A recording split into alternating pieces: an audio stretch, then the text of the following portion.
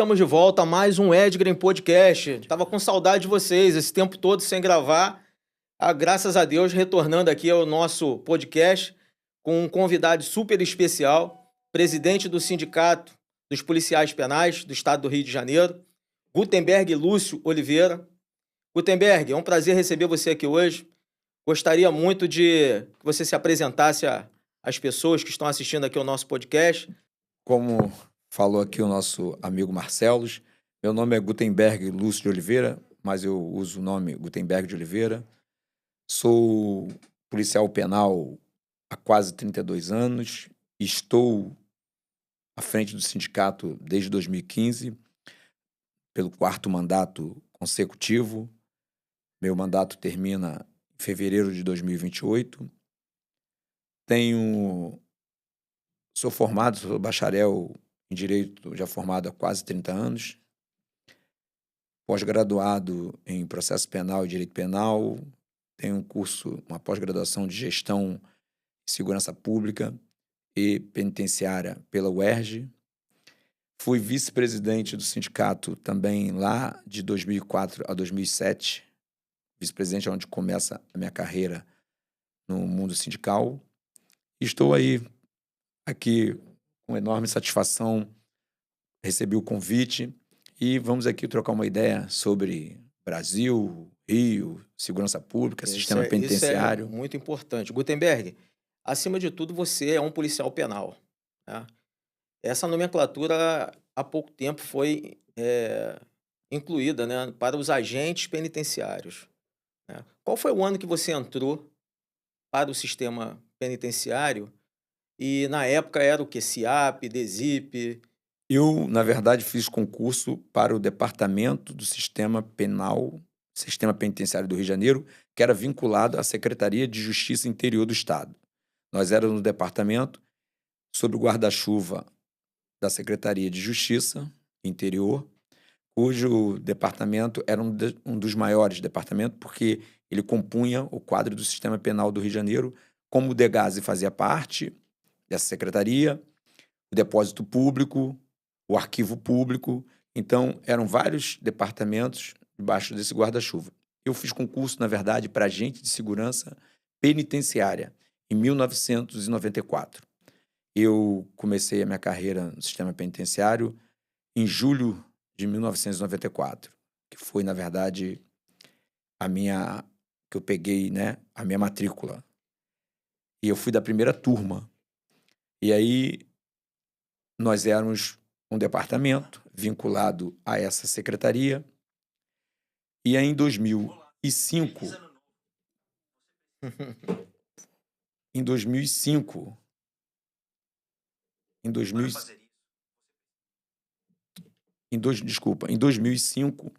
foi criada a Secretaria de Administração Penitenciária.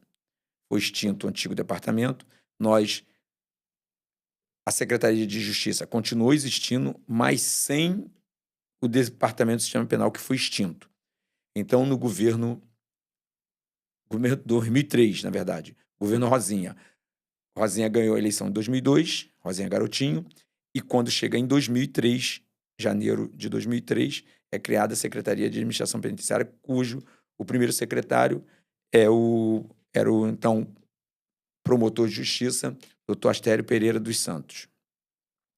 E ali nós começamos outra tomada, né, e visibilidade da secretaria. O DESIP era muito conhecido, porque nós éramos muito conhecidos na área de segurança pública. O pessoal do DESIP, nem chamava a gente de agente penitenciário, era DESIP, né, por conta de nós éramos vinculados a esse departamento. Só que a história da Polícia Penal, ela, na verdade, começa lá em 89, quando, da Constituição de 88, aí os estados tinham um ano para criar as suas constituições. Em 1989, a Assembleia Legislativa cria, na Constituição, a figura da Polícia Penitenciária, porque, na verdade, começou com o nome de Polícia Penitenciária. E aí, como não tinha respaldo na Constituição de 88, essa Polícia Penitenciária, lá da Constituição do Estado do Rio de Janeiro, foi dada como inconstitucional numa relatoria do então ministro Ilmar Galvão. E essa ação, ela foi julgada e aí morreu ali a questão da polícia penitenciária. Mas nasceu a luta. Efetivamente, nasceu a luta. Porque a partir daí, já nos anos 2000, o saudoso Coronel Garcia, deputado federal pelo Rio de Janeiro, PSDB, no então governo Marcelo Alencar, dá entrada na PEC 219, da Polícia Penitenciária. Essa PEC, ela tramitou e quando foi em 2003, ela foi arquivada. Coronel Garcia morreu precocemente, com os 40 e poucos anos, infartou. E aí começou a luta em Brasília, continuou a luta em Brasília pela criação da Polícia Penitenciária. Polícia Penitenciária, tinha esse nome, Polícia Penitenciária. Aí em 2003, nós chegamos, em 2004, nós chegamos no sindicato. Nós ganhamos a eleição em 2003, chegamos no sindicato. Eu como vice-presidente, o presidente era então o companheiro Paulo Roberto Ferreira da Silva, todos conhecem como Chacrinha. Chacrinha. E, na verdade, façamos justiça. Essa PEC 219 foi trabalho do Paulo Ferreira, do Chacrinha, junto ao ao Coronel Garcia, quanto deputado federal que deu entrada. Foi aí que começou. Porque nós temos alguns companheiros que eles, por não conhecer, ou por uma questão política, às vezes eles somem com esse ato da PEC 219. Não começou com a PEC 308. A PEC 308 foi dada início em 2004. Inclusive, eu fui a Brasília, junto com o atual presidente da Federação Nacional, o então presidente do Sindicato da Bahia, Luiz Antônio, que depois fez parte do corpo de gestão lá da Secretaria que cuidava dos presídios na Bahia. E aqui quero deixar um abraço para o meu companheiro. Ele foi para o lado acadêmico, fez mestrado, e aí ele era vinculado à política de esquerda lá, e ele chegou a ser secretário, por muito pouco tempo, da Secretaria que cuidava dos presídios lá, eu esqueci o nome agora. E essa PEC, então, a PEC 219, ela é arquivada, e aí quando a gente chega no sindicato, eu vou a Brasília junto com Fernanda Anunciação e Luiz Antônio, para pegar as assinaturas, 171 assinaturas, para dar entrada na PEC 308, que é da relatoria. Quem deu entrada na PEC foi um deputado federal por São Paulo, lá de Itu, Newton Lima. Newton Lima, foi esse deputado, nós deixamos no gabinete dele e deu entrada. PEC se arrastou de 2004 até 2018, mas ela era muito densa para um texto constitucional, que ela também misturava não só a criação, mas com algumas atribuições que tinham problema com as outras forças de segurança pública. E é também uma questão ideológica, nós tínhamos uma barreira ideológica com o governo de esquerda, a criação de mais uma polícia, mas nisso aí o quadro de segurança pública, o sistema penitenciário, vem se deteriorando consideravelmente, não só no Rio de Janeiro, mas principalmente em Alcaçuz, Rio Grande do Norte, Pedrinhas, Maranhão. E isso vai fazendo com que o Estado tenha um olhar mais responsável para a questão penitenciária. Até que essa PEC, ela por ser muito densa, por contemplar um texto não muito condizente com o texto constitucional, ela se transformou na PEC 18, na PEC de autoria do Cássio Cunha Lima. O Cássio Cunha Lima começou pelo Senado e fez o quê? Apensou a PEC 308 e aí deu uma melhorada no texto. Aquilo que era penitenciária era um termo restritivo, que parecia que era uma polícia que só cuidava das penitenciárias. Quando a gente tem penitenciária, tem colônia agrícola, presídios, as casas de custódia, aí botou o termo penal para ser mais abrangente. E aí nós temos, né, gratidão eterna pelo senador Cássio Cunha Lima, aprovamos ela no Senado, e aí fomos discuti-la na Câmara, mas já com um texto mais enxuto, menos denso, menos analítico, e aí nós conseguimos aprovar a PEC 104, Emenda Constitucional 104, em 2019. Então, trabalho feito, comandado pelo nosso brilhante presidente da Federação Nacional dos Policiais Penais, Fernando Anunciação, lá do Mato Grosso do Sul, a quem eu presto minhas enormes deferência, que é um homem que nunca desistiu da luta, porque eu mesmo me afastei depois que nós perdemos a eleição do sindicato por conta de dificuldades de alinhamento com o então presidente, que por conta de uma personalismo muito grande dificultava a aproximação e até a luta mesmo em Brasília. Mas isso foi superado, graças a Deus. Então, essa construção da Polícia Penal, ela é feita de vários atores, vários personagens que contribuíram, deram sua contribuição, Brasil afora, do Oiapoque ao Chuí, e nós conseguimos finalmente criar uma polícia, porque não era uma questão só de uma categoria, de uma necessidade de uma categoria, era a necessidade do Brasil em ter a questão dos presídios na responsabilidade de quem realmente gera aquele serviço, porque nós éramos uma colcha de retalho. Era coronel PM. Isso. Vamos falar sobre isso, porque as pessoas, quando elas ouvem falar do Gutenberg, presidente do sindicato, elas não sabem que o Gutenberg é um policial penal que entrou no sistema penitenciário e que passou por diversas histórias na sua carreira como servidor da segurança pública. Fala para mim, Gutenberg, quando você entrou, fala, ó, passou no concurso e agora você vai começar a trabalhar dentro de uma penitenciária. Como é que foi essa experiência logo que você chegou dentro do sistema? Essa experiência é o seguinte, é um molho de chave nas tuas mãos. Eu comecei em 1994 na penitenciária Milton Dias Moreira, que naquele momento fazia parte do complexo penitenciário da Frei Caneca, que lá tinha a Milton Dias Moreira, a penitenciária Lemos de Brito, o HCP, Hospital Central Penitenciário, tinha e tem ainda o Heitor Carrilho, que é o hospital psiquiátrico, que cuidava, né, dos condenados, mas por medida de segurança, né, praticante de crime mais proveniente de problemas psíquicos, e fazia também os laudos para a justiça, os laudos judiciais de medida de segurança. E aí, 94, muito novo, um universo totalmente inusitado, trabalhar com a nata da criminalidade do Rio de Janeiro, porque naquele momento, em 1994, só existia o presídio de Bangu 1. Bangu 2 foi inaugurado em 1995. Inclusive, tiraram colegas da nossa turma, de várias turmas, para formar as turmas de Bangu 2. Então, ou seja, Bangu 1 ficava naquele regime especial e Milton Dias Moreira estava para o sistema hoje como está Bangu 3.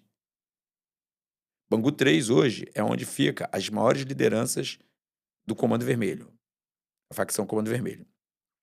Milton Dias, naquela época, era onde ficavam as principais lideranças do Comando Vermelho, porque Bangu 1 eram casos excepcionais. Bangu 1 eram poucas vagas, só aqueles presos mesmo de alta periculosidade, mais visados pela mídia, pela justiça, que ficavam lá. Mas eles eram muitos. Então eu custodiei Escadinha, chegou na Milton Dias, o Tuxinha, o Celcinho da Vila Vintém, que hoje está solto. O Epassou teve uma rápida passagem por lá. E aí, quando inaugurou o Bangu 2, aí alguns presos da Milton Dias Moreira já iam direto para Bangu 2, porque Bangu 2, em tese, mais seguro. Não tinha aquele cinturão ainda, mas já estava começando o cinturão de Bangu. Eu trabalhei na Milton Dias Moreira de 94, de agosto de 94, até outubro de 97. E aí, 98. esse período que você trabalhou lá, quais foram os piores momentos que você passou dentro de uma penitenciária, a questão de motim, rebelião, essas É, coisas? Como é que foi eu, essa experiência? eu passei algumas situações inusitadas. Um momento tenso na unidade prisional foi quando os presos, isso em 96. Primeiro, um fato que aconteceu comigo e com um colega Monteiro, até esse colega infelizmente se desviou. Foi preso, né, felizmente por ter se conluiado com crime, e aí conseguiu até voltar lá, porque parece que o flagrante foi mal realizado, mas depois foi preso novamente, aí foi demitido definitivamente. Mas era uma pessoa, nós brincávamos que ele foi criado num, jogava bola de gude num tapete da sala, foi criado por avó. E aí foi para aquele mundo facilmente cooptado, muito, muito ingênuo para aquela realidade, muito imaturo, entrou muito novo. E aí eu e ele, na verdade, eu estava no quarto de hora das 20 às 2 da manhã. E aí depois eu ia para o descanso. E ele ficaria das 2 às 8 da manhã. Naquele momento, nós já não fazíamos a guarda dos postos em dupla, porque a unidade já estava esvaziada, porque já tinha inaugurado Bangu 2. Então, quando nós chegamos lá, nós éramos 20 e poucos na turma, mas quando inaugurou o Bangu 2, aí era uma turma limitada mesmo aos postos, dividir os postos para 2 horários. Inspetoria, pátio, pátio menor, que é onde eu ficava muito, pátio menor, passadiço, campo, então eram esses postos. E aí, quando eu estou rendendo, quando ele está me rendendo, antes de render, eu sinto um movimento, um vulto. Eu vejo um vulto, olho para o corredor das dos prédios e olho um vulto. Aí eu falei, pô, não é possível. Aí eu chamei ele e falei. E aí, daqui a pouco, quando eu vejo um preso cruzando do lado do muro para o lado do. Porque no muro tinha um desvio aqui, Hum. uma coluna que era mais larga, então o preso se escondia ali. E aí, quando fomos ver, nós abaixamos no portão e aí os presos cruzando para vir em cima da gente, para render a gente, para fugir, porque era o fundo da Mas unidade eles prisional. estavam com arma, alguma Na- coisa? Quando quando cruzou, eu estava com um revólver, nós tínhamos um revólver velho, eu falei, você aperta o alarme e eu dou tiro. Aí meti tiro para lá, e aí, alarme. Quando nós fomos ver, nós conseguimos pegar alguns presos que não conseguiram voltar, porque eles cerraram as galerias, isso 2h05 da manhã, eles cerraram a galeria e 30 e poucos presos saíram. Eles iam tentar de bonde render a gente, mas eu acho que naquela questão é porque os presos, eles espiam muito os agentes naquele momento, né? Espiam, vê o comportamento. Eu acho que eles não acreditavam que nós teríamos aquela reação, porque nós realmente éramos considerados dá para perceber de que mundo cada um vem quando chega na Uhum. unidade prisional. Ah, tem gente que é da polícia, porque uns são identificados. Ih, esse cara já foi policial militar, isso ali. E eu vinha do mundinho corporativo. Eu fui bancário, aquele mundinho particular, mas eu sou de comunidade, morava perto de comunidade, então já conhecia um pouquinho como que funcionava essa realidade. E aí eu acho que eles nos subestimaram. Acho que eles arriscaram fugir com a gente e nos subestimaram. Ele botou o dedo no alarme, eu dei tiro, pô, aí todo mundo teve que se levantar. Quando nós fomos ver, nós conseguimos pegar 13 presos fora, mas depois, numa uma apuração lá, nós vimos que tinha muitos presos arranhados. Ou seja, eles voltaram correndo para as celas, para passar por as Buraco celas com buraco pequenininho? pequenininho, então muito. E no final, quando nós fomos ver, eram 32. Nós pegamos 13 ali no pátio, ou seja, eles vieram de bonde. E graças a Deus, Papai do Céu sempre teve com a gente, porque eu sempre dormir no posto é botar pescoço a prêmio. Porque se você for pego dormindo e se eles chegam na gente, iam render para fugir, se tiver que passar, tiver que te matar, eles vão te matar.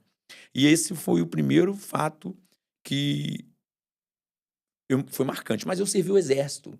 Eu aprendi que com arma não se dorme. Então, como eu já tinha... O Marcelo não tinha... Marcelo Monteiro, ele não tinha nem servido o exército. Eu servi o exército, então eu ficava com fuzil e tinha aquele medo, de servir na década de 80, 89, então tinha aquele medo de... que tinha o sargento, o tenente sempre botava medo, vocês não ficam dormindo não, que vocês vão ser mortos, porque vão pegar a arma de vocês e vão matar vocês. Então eu já levei essa visão de que ali eu estava num ambiente muito mais hostil, que eram criminosos, condenados a muitos anos, que queriam fugir. E aí, isso sempre me deixou de sobreaviso. E graças a Deus, esse aí foi, acho que, o mais emblemático. Nós tivemos, sim, princípio de motim, de rebelião na unidade prisional, mas coisas bem particulares que foram frustradas com conversa e com diálogo, mesmo num ambiente tenso. Isso na Milton Dias Moreira. Eu participei daquela rebelião que teve em 2005, no HG, que teve a morte que o helicóptero sobrevoou, foi até manchete no Fantástico, porque eu trabalhava no HG. O HG fica onde? É também no complexo penitenciário, mas era ali do lado do Félix Pacheco, no complexo penitenciário da Frei Caneca. Eu trabalhei no HG e eu tenho um fato inusitado. São muitas histórias, a gente vai rememorando. No HG, fato é que eu sempre tive uma capacidade de diálogo com qualquer tipo de pessoas muito aberta, muito franca. E a sua autoridade moral de um presídio não está baseada na força. Não existe isso. Força, hoje, graças a Deus, nós temos o grupamento de intervenção tática, que quando a gente não consegue resolver no diálogo, aí a gente chama o grupamento de intervenção para intervir onde o diálogo não conseguiu resolver. Então, nós temos esse grupamento. Antes, no meu tempo, nós não tínhamos. Então, nós tínhamos que fazer a resolução do problema através do diálogo, se não, até na força mesmo, com a ajuda do SOI. Era a turma com a ajuda do SOI. E fizemos várias vezes. Mas, no caso do HG, foi inclusive a primeira rebelião que o JIT, que estava em formação inicial lá, Coronel Hugo Freire, essas coisas, interveio. E eu trabalhava na unidade. E o Coronel Spargoli, que era o subsecretário de operações da SEAP, do Dr. Astério, quando houve a rebelião, começou a rebelião, porque, na verdade, aquilo começou por uma arma que entrou numa televisão que deveria, antes de entrar para o coletivo, passar pela custódia e ser vistoriada. Só que teve uma infelicidade de um colega que ele não estava em conluio com os presos, mas ele recebeu a televisão e, ao invés de mandar para a custódia, a televisão passou direto, porque a televisão era de um faxina que ajudava na unidade. Entendeu? E aí, dentro dessa televisão tinha uma arma. E eu tenho certeza, e nós tínhamos certeza, tivemos a certeza que o colega que permitiu a entrada, ele, na verdade, não fez um conluio. Ele fez para adiantar, mas ele deveria ter mandado para custódia, ou ele mesmo abriu, não, passou direto, porque a televisão era para um preso de confiança e não existe preso de confiança. Depois eu vou te falar isso. E aí, esse preso tentou render um colega, não conseguiu, deu tiro na inspetoria e a rebelião. Eu estava em casa, no final de semana, no sábado, e também a rebelião no HG, não sei o quê. Eu tinha acesso à unidade, conheci os colegas todos, até porque eu era vice-presidente do sindicato. Então, fui para lá para intervenção. Entrei, e aí, quando eu cheguei lá, o clima muito pesado, aí o Coronel Spargoli lá com a direção, não sei o quê, com todo mundo. E num dado momento, eles querendo lá, a fuga foi frustrada, então teve o recuo deles, eles com arma, eles tocaram fogo, para não invadir, eles tocaram fogo no alojamento, na escadaria que dava para a galeria, e tocaram fogo, e alguns presos se queimaram, porque foram colchões, entendeu? Se queimaram, exalaram aquela fumaça, estavam passando mal. E naquele momento, foi uma coisa inusitada, fato que vem à memória, que eu falo que mexe comigo. Mexe comigo é intervir naquelas situações em que muitas vezes as pessoas não intervêm por conta de vergonha, por conta de ser julgado, até por uma categoria. Mas fato é que eu me lembro que quando eu fui para a inspetoria, fui lá para a inspetoria, o pessoal lá, e o pessoal tudo rebelado lá nas galerias. O Coronel Spargoli está na direção e chega para a diretora, para o subdiretor, para todo mundo, e fala assim: deixa eles aí. E saiu para a secretaria. Nisso que ele sai para a secretaria, os presos querendo primeiro socorro, porque tinha preso queimado, essas coisas. Eu me lembro que ele fala: não, deixa eles se danar para ir e vamos resolver. Só que aconteceu o seguinte: os presos estavam já no prédio lá em cima, e num dado momento, quando ele vai embora para a secretaria, lá na central, nós estávamos na sala da diretora conversando. Diretora amiga, uma mulher profissional ao extremo, saiu com honras aí do sistema penitenciário, se aposentou, Kátia Coimbra, de grande saudade. Se estiver me vendo aí, um beijo, Kátia, para você, porque foi com quem eu aprendi muito, psicóloga, colega, fez concurso para a gente, mas psicóloga, conhecia muito de seres humanos, então teve uma brilhante carreira aí no sistema. Até poderia ter tido melhor, acho que poderia ter alcançado voos mais altos, mas ela foi subsecretária de tratamento e depois disso ela saiu.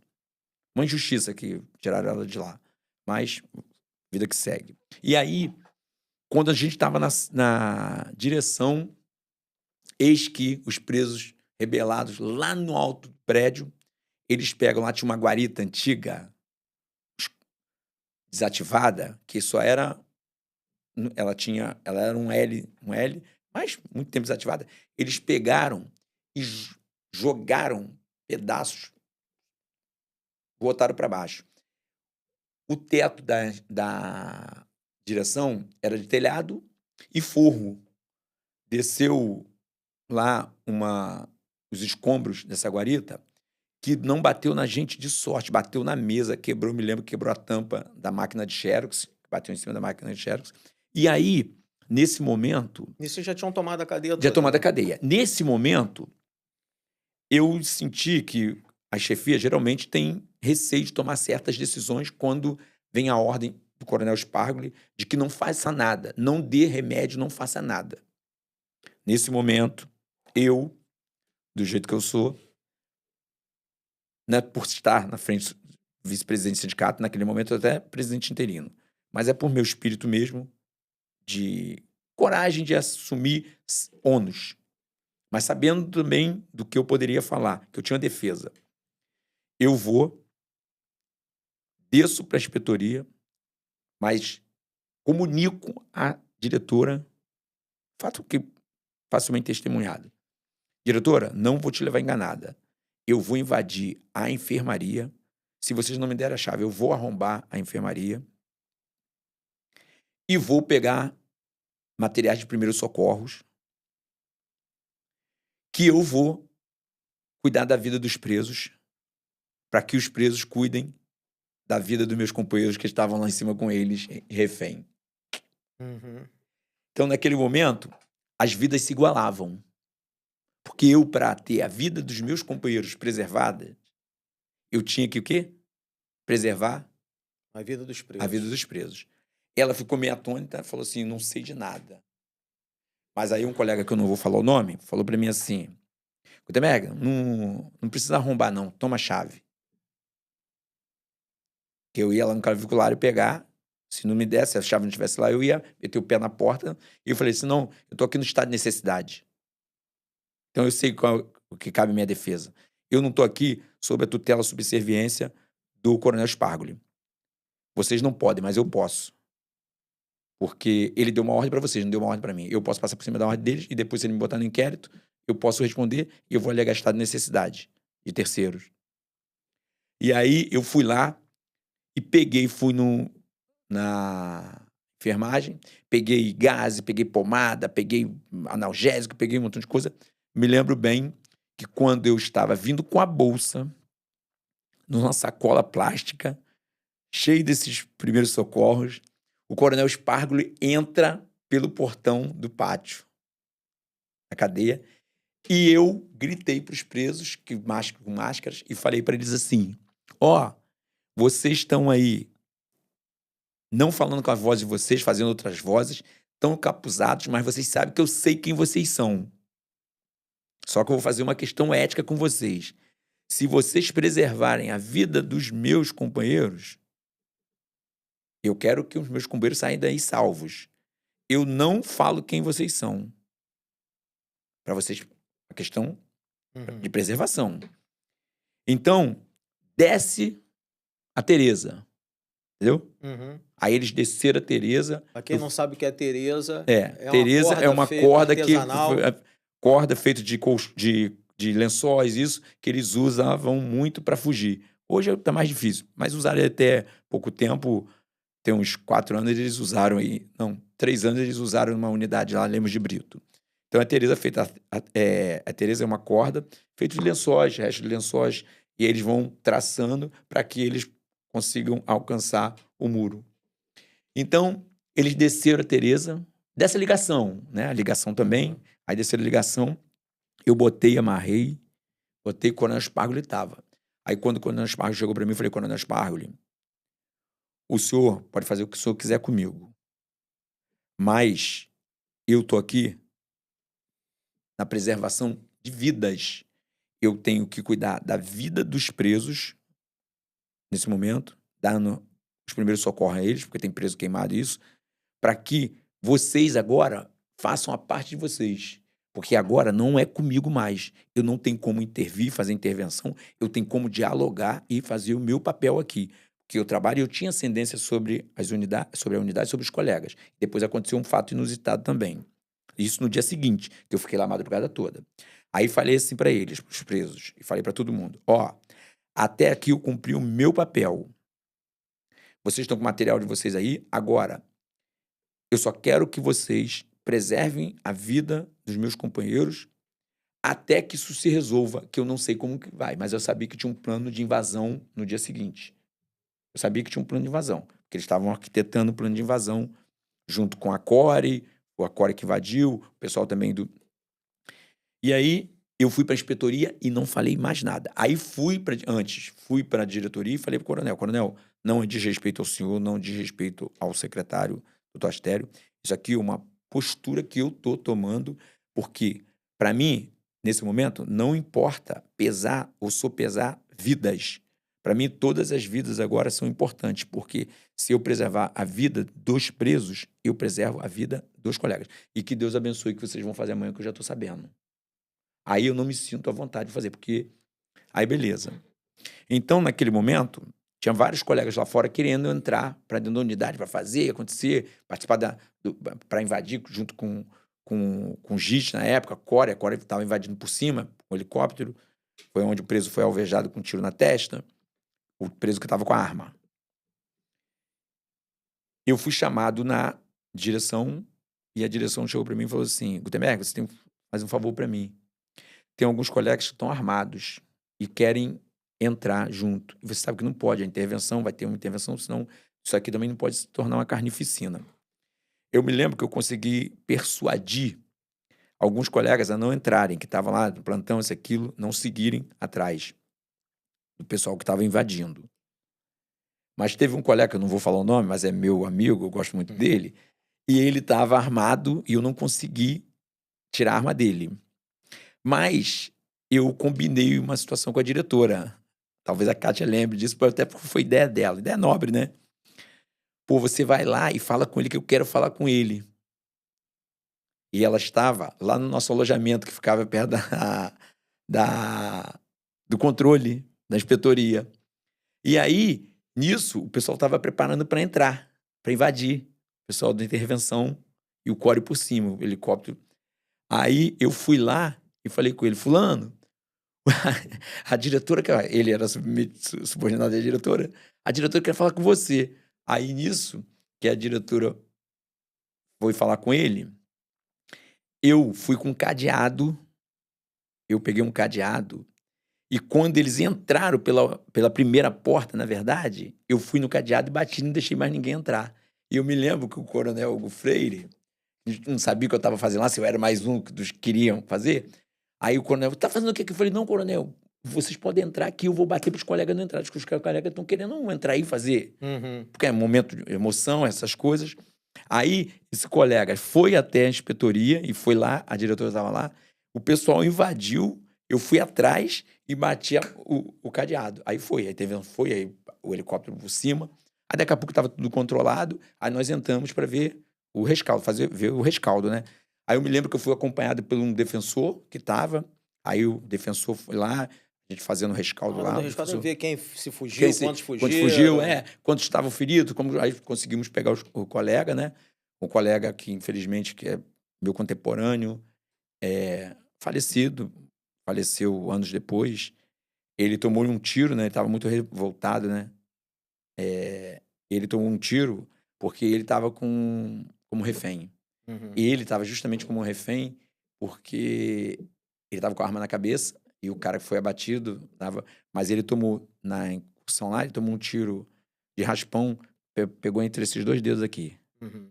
E ele veio falecer 4 anos depois, mais um problema de rua. Mas aquela foi a grande tensão que eu vivi, porque eu vi 2 companheiros, 2 excelentes profissionais. 2 excelentes profissionais. Eram 3, mas 2 excelentes profissionais de refém. E foi uma noite tensa, os colegas tensos, e nós ficamos lá, mas graças a Deus, no final, a intervenção do CORE, junto com a nossa intervenção, que foi a primeira intervenção nossa na cadeia, foi um sucesso. E aquilo ali foi o início do grupamento que nós temos hoje. Entendi. Então, as unidades hoje, elas estão mais seguras porque nós temos um instrumento de persuasão. Então, os presos sabem que quando não resolve na conversa com quem está no plantão nas unidades prisionais, Aí entra tem o grupo de intervenção tática, tática, JIT. que aí é outro papo. Então, não é seu Gutenberg, não é o funcionário que está lá dia a dia, no diálogo, contornando aquele caos, fazendo com que a temperatura fique numa... As pessoas elas não sabem o risco que todos os dias esses profissionais correm, né? Dentro dessas unidades prisionais, fora das unidades prisionais, né? Na época que você entrou, né, nos anos 90, a falta de estrutura dentro das unidades prisionais, né? Houve uma evolução, ainda tem muito a melhorar, mas houve uma evolução dos anos 90 para hoje, 2026, né? O grande problema do sistema penitenciário, vamos lá, a questão da lotação, ela é uma discussão que há que se fazer, porque no modelo que nós fazemos custódia de presos, vigilância e segurança e expiação de pena, isso não é, na verdade, porque é um grande parque de diversão, porque é uma extensão da comunidade. Uhum. São unidades lotadas, superlotadas, aglomeradas, porque o princípio da pena, né? O princípio da pena é você conseguir fazer com que o elemento expie a pena e que ele faça uma reflexão daquele crime que ele cometeu. Isso não tem, na verdade, por isso que a gente tem cada dia mais a reincidência, porque a reincidência está muito ligada a isso, é uma convivência nociva, porque, de repente, você vê aí um jovem que pratica um 5-7, que não tem nem vínculo, às vezes, com a facção, mas ele mora numa região da facção. Cisma, lá, nas emoções lá, de 20 e poucos anos, é convidado para fazer um roubo, aí é preso. Vai, faz 1, 2, 3, no terceiro é preso. Vamos botar que o cara não seja tão azarado assim. Foi preso no terceiro. Mas não é nem vinculado, às vezes, à facção. Mas, como mora na área da facção, vai para facção. Chega lá, ele vai fazer, sem dúvida nenhuma, uma especialidade em outros crimes. Ele vai por uma necessidade, aderir à facção, vai usar o telefone da facção. Ele vai, de qualquer forma, qualquer um que vai preso, se ele foi preso por causa de um assalto e não faz parte de nenhuma facção, ele vai ter que passar a partir daquele momento para uma facção, criminosa. De acordo com neutro, mas de acordo com o local que ele mora, até por uma questão de preservação da vida dele, ele vai falar, não, prefiro ir para o Comando Vermelho, por causa da região, porque a família mora lá, vai saber que ele está preso, essas coisas. Então, a estrutura do sistema realmente melhorou. Mas a questão da superlotação faz com que nós percamos, o Estado perde o poder de opor ou se impor à criminalidade, às facções, como tem que ser feito. Porque você coloca 30, 40, 50 homens numa cela, ali eles não têm. Ali não dá tempo para o homem fazer reflexão de não reincidência. Ali ele, fatalmente, é muito mais fácil por um efeito psicológico ele aderir à ideologia e práticas da facção. É só você ver o que acontece hoje. Vamos lá. A qualidade da alimentação servida. Ah, Gutenberg, acha que tem que ser servido. Aí vem logo o discurso do despreparado. E isso para um modelo, para uma sociedade aí fora, eu até aceito porque não conhece. Mas para mim, que estou lá dentro, eu acho o seguinte: se o Estado paga a refeição tem que ser servida. Porque, inclusive, a minha alimentação e a alimentação dos meus companheiros também está nesse contrato. Então, se o Estado quer fazer agora uma licitação de 1 bilhão e 300 milhões de reais e que foi suspenso pelo TCE, o TCE deve ter os motivos dele para mandar suspender o contrato. Então, se o Estado tira dos impostos, do imposto da sociedade, esse dinheiro para que haja alimentação minimamente digna, essa alimentação deveria ser servida. Mas isso aí tem uma situação perversa. A qualidade e quantidade da alimentação é diminuída, faz com que grande parte desse universo carcerário só coma essa comida porque não tem outra. E detalhe, alimenta o quê? Alimentava as cantinas, agora alimenta a cesta de custódia. Por quê? Porque qualidade e quantidade insuficiente faz com que a família se desdobre para colocar uma alimentação Melhor. melhor. Durante a visita eles levam. Quem ganha com isso? Então o Estado ganha, tem agentes públicos, empresários corruptos que ganham 2 vezes. Que ganham com a contratação da alimentação, contratação essa que não é servida na qualidade e quantidade que está dentro, que deveria ser, faz com que os presos não sentindo-se, aí que vai o problema, não sentindo-se contemplado por aquilo, aí há uma troca implícita. Não estou dizendo que está um acordo de mesa, não, hein? Para não falar que eu falei besteira. Há uma troca implícita. As facções aceitam. Por quê?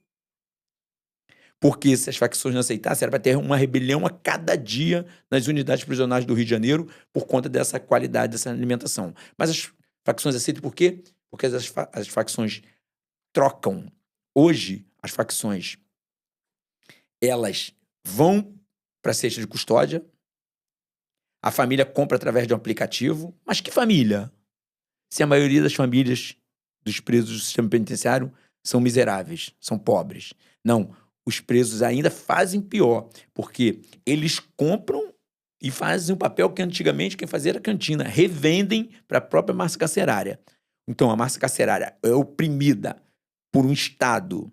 Eu vou falar um Estado, não vou nem falar, por um Estado que não dá a qualidade, a quantidade da alimentação, que para cobrir esse buraco permite cantinas e agora cesta de custódia. E quem são os sócios disso? Os sócios disso estão dentro da máquina do Estado. Não é por outra razão que nós estamos vivendo o caos político e institucional que nós Isso que eu ia vivemos no falar Rio de com Janeiro. você. As pessoas hoje em dia estão totalmente assustadas. Os cidadãos hoje em dia olham a LERJ e já não conseguem mais acreditar nos políticos que nós temos no estado do Rio de Janeiro. Tem a situação, e outrora, de alguns governadores presos, e agora do presidente da LERJ também, e acusações de envolvimento com facções criminosas. O que você tem a dizer sobre isso? Você ficou espantado com isso? Marcelo, eu vou só terminar aqui uma questão da alimentação. Como que isso é perverso, porque como nós estamos num espaço de convivência policial penal e massa carcerária, e até família, e quem vai dentro dos interiores, quem vai, visita, defensores, médicos, assistentes sociais, psicólogos, advogados. Então, nós estamos dentro de um espaço de convivência. Você veja a perversidade do sistema. A contratação da comida é para comida, no mesmo contrato, de presos e policiais penais. Se eu te mostrar as fotos aqui de alguns lugares em que a comida é servida para funcionário, você vai falar, tem gente que come essa comida? E aí, nós estamos brigando há muito tempo, desde 2020, lutando, desde 2020, para que haja o desarranchamento, que é a desvinculação da alimentação dos policiais penais da massa carcerária.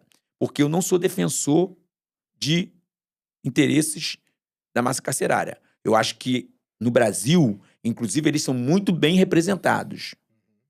No Brasil, o sistema penitenciário lá do preso é muito bem representado. Eu não vou entrar aqui em pormenores. Eu fui eleito, estou lá para representar os interesses dos policiais penais. Mas quando eu falo da comida, é para mostrar que nós somos face de uma mesma moeda. Então, eu quero essa desvinculação. Se as facções, se as milícias, elas aceitam esse jogo porque eu acredito que só a cúpula é beneficiada, ou seja, quem tem poder de compra. Hoje compra até, não sei se você sabe, até lasanha na cesta de custódia. O que não pode entrar, tem coisas que a família não pode entrar e é permitido na cesta de custódia, você sabia? Não sabia disso. É, tem coisas que a cesta de custódia você pode comprar, que você vai pagar lá para alguém, mas a família não pode levar. Então você vê a coisa como que a coisa é esdrúxula.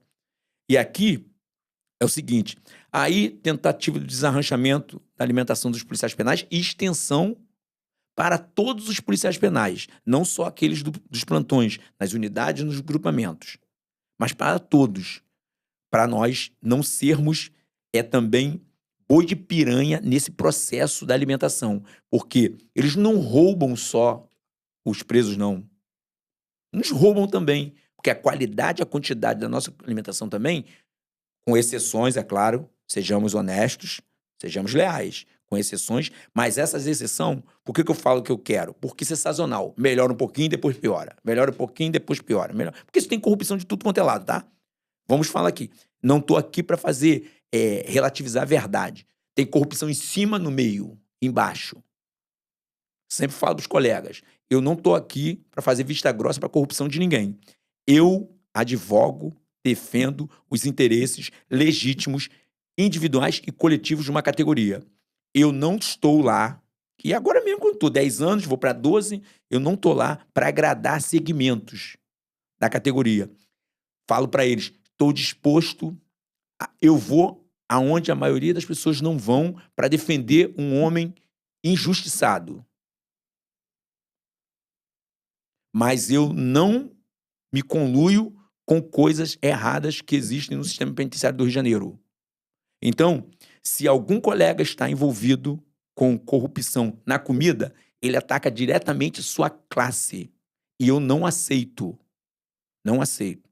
Eu não aceito porque eu luto contra esse sistema. Então, esse desarranchamento, ele vai tirar os policiais penais dessa contratação que está sempre sob suspeita, sempre sob suspeita, que eu digo o TSE que suspendeu agora o processo de licitação de 1 bilhão e 300 milhões.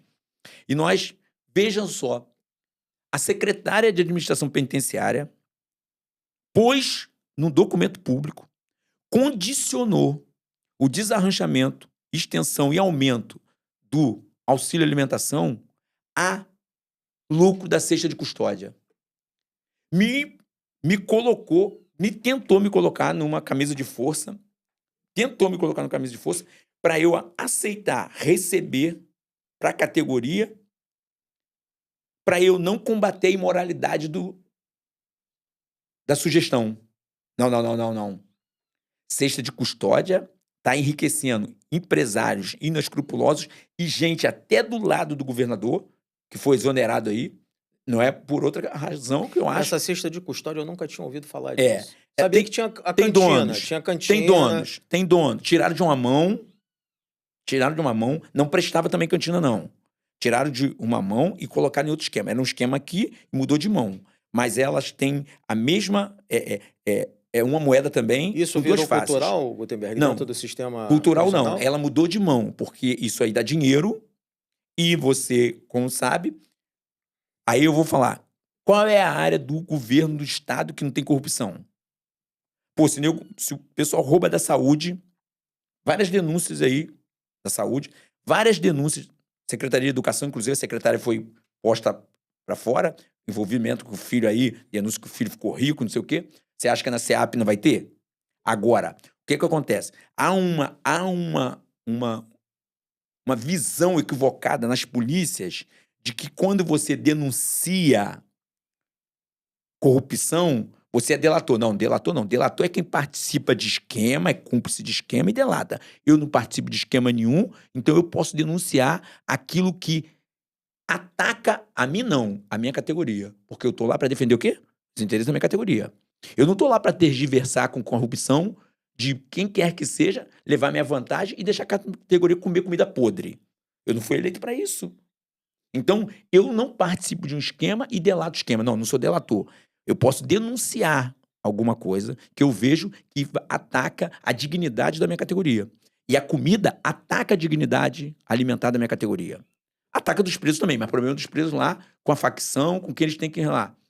Eles têm muitos defensores, inclusive na LERJ. Esse período da sua gestão como presidente do sindicato, tem como você resumir para a gente o trabalho que você vem fazendo até aqui e falar também a respeito do pagamento dos servidores, né? Do salário que não foi pago pelo governador Cláudio Castro? A recomposição? Isso, a recomposição salarial. Mas eu queria que você fizesse um breve resumo da sua gestão e o que vem pela frente aí. Eu chego em 2015. A eleição começou em 2014, terminou em 2015, dezembro de 2015. Chego no sindicato em janeiro de 2016. 2016. Um sindicato que tinha ali, estava sob o comando de um homem só. Sindicato de um homem só. Um homem só, para você ter uma ideia. Quem dirigia as finanças do sindicato era o sobrinho desse ex-presidente. Uma instituição totalmente desacreditada por uma parte da base dos policiais penais. Os então inspetores de segurança e administração penitenciária, porque quando eu chego no sindicato, nós estávamos com a nomenclatura que adquirimos em 2005. O ISAP passou de agente penitenciário para inspetor de segurança e administração penitenciária. E aí, chego eu com mais 10 diretores, de uma composição bem diversificada, e começamos a fazer as mudanças, principalmente de mentalidade. Porque eu sempre digo que não se muda nada só a partir do fazer, mas a partir do pensar, de idealizar e pôr em prática. E naquele momento, a minha visão com a diretoria é que nós faríamos uma gestão totalmente diferente do que nós tínhamos visto para trás. Inclusive, a minha também lá de 2003 a 2007. Porque nada melhor do que você reconhecer alguns erros que você tenha praticado e você, quando tiver a oportunidade de estar à frente, como eu estou tendo, e você fazer diferente. Mas não que você também vai demonizar o que foi feito. Não. Você vai fazer diferente, porque eu também tenho uma personalidade diferente, eu tenho uma forma de ver o mundo diferente, eu tenho uma forma de me colocar diante do mundo diferente. Então, e eu acho que esses 4 mandatos me dá condições, minimamente, falar assim, não, a categoria é esse perfil à frente dela.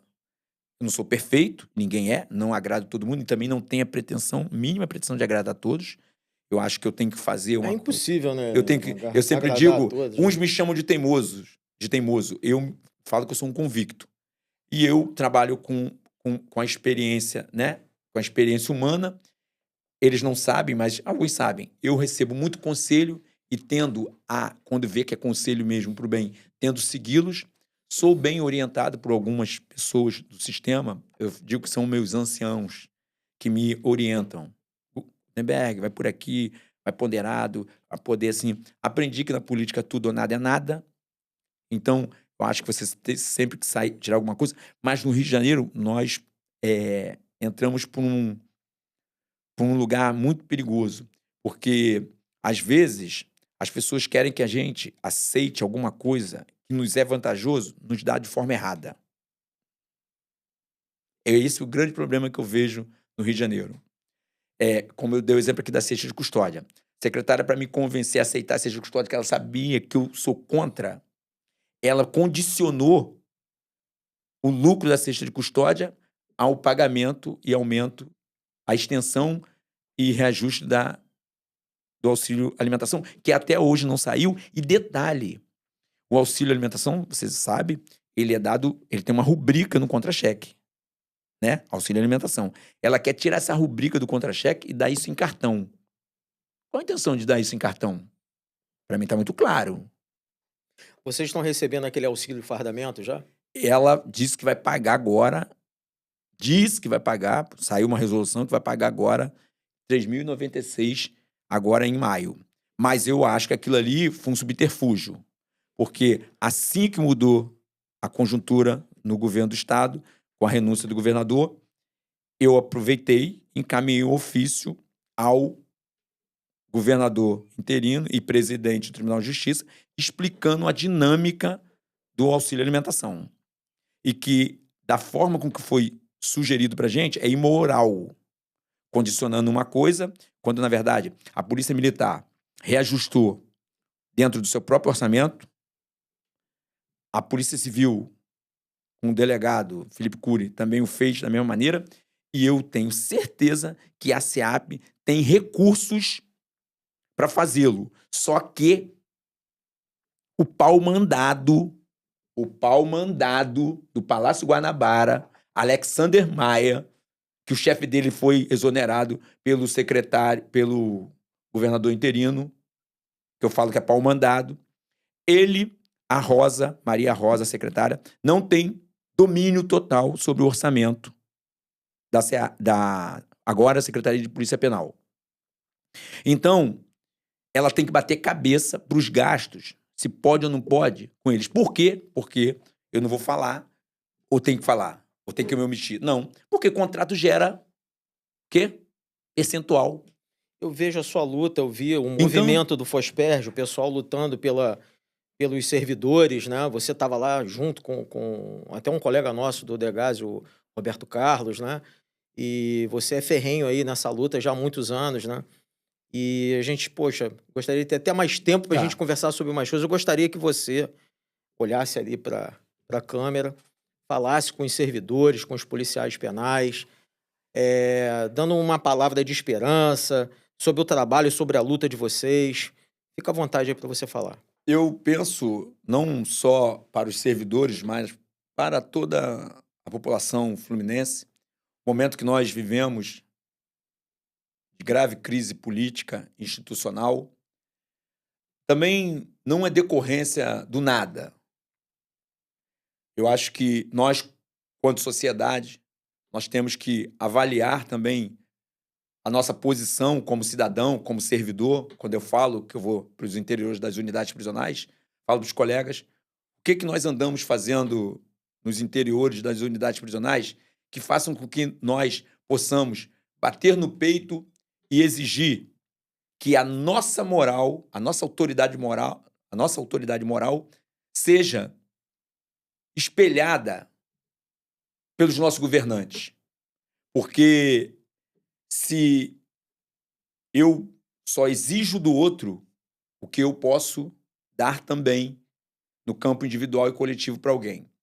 Então, quando eu estou aqui de forma convicta, com a postura ferrenha, defendendo os interesses dos policiais penais e na minha comunidade, defendendo o interesse da minha comunidade, eu acho que nós temos que nos voltar para aquilo que nós também perdemos um pouco como sociedade. Nós temos que não negociar com o erro, com o jeitinho malemolente, carioca de ser, com a lei do Gerson, que qualquer vantagem que me advenha, eu apego porque não quero saber de onde que vem. Não. E nós precisamos fazer essa reformulação agora na próxima eleição. Precisamos fazer uma limpeza, sim, na Alerj, mas também precisamos ficar de olhos atentos em quem vamos votar para o governo. Até porque, como falou o advogado lá, doutor Tiago, do PSD, que a eleição indireta poderia haver que nós acabássemos elegendo o Coringa. O que me consta é que nos últimos anos, nós, povo do Rio de Janeiro, temos eleito vários vilões. E não sou eu que estou dizendo, a justiça. Porque, como o próprio ministro falou, quantos ex-governadores, ex-presidentes da Alerj, deputados, procurador de Estado e até ex-procurador de Justiça foi preso nesse Estado. Então, que nós possamos fazer uma reflexão, colocarmos homens com história de vida com mais valor e cuidado para não nos enganarmos com esses artistas do Instagram, das redes sociais, porque no virtual tudo é perfeito, inclusive a Secretaria de Polícia Penal. Quando a gente vai esmiuçar os problemas, a gente vê o lodo, a sujeira. Forte abraço, fique em paz. Gostaria de agradecer a tua presença aqui, Gutenberg. Dizer que eu já estava aguardando já há muito tempo você vir aqui para conversar com a gente, falar, trazer um pouco do seu conhecimento dentro do sistema penal.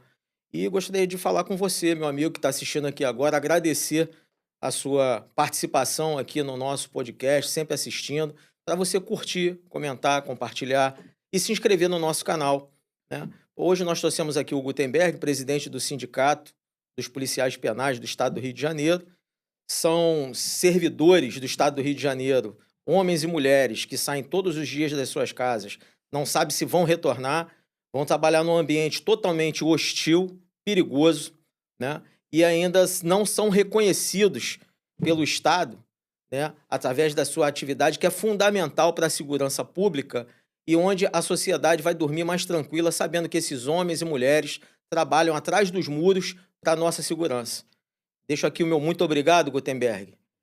E a você que assistiu, Gutenberg, finalizando. Olha, eu estou aqui, quero te agradecer muito pela oportunidade. Eu acho que nós temos muito que contribuir para que a sociedade conheça mais da nossa atividade e dizer que não existe segurança pública com segurança sem um sistema penitenciário dotado da sua capacidade de fazer com que, efetivamente, os criminosos cumpram a pena como ela tem que ser cumprida. Porque hoje, o que nós vemos, não só no Rio de Janeiro, mas no Brasil afora, está muito longe do que seja um cumprimento de pena realmente para fazer com que nós tenhamos diminuição das recidências e que nós possamos combater a criminalidade e a violência como ela tem que ser combatida. Muito obrigado, Gutenberg. Até o próximo. Vai precisar de muito mais para a gente poder conversar. Tranquilo. Obrigado você que assistiu. Até o próximo Edgar em Podcast.